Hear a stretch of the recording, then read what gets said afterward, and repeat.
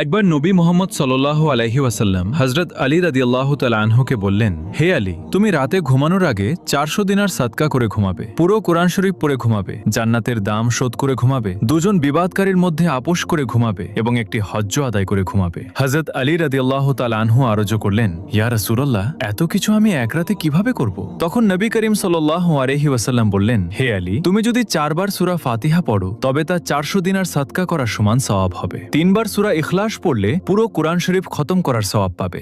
10 বার আস্তাগফিরুল্লাহ পড়লে দুইজন বিবাদকারীর মধ্যে আপোষ করার সমান সওয়াব পাবে। 10 বার দরুদ শরীফ পড়লে জান্নাতের দাম শোধ করার।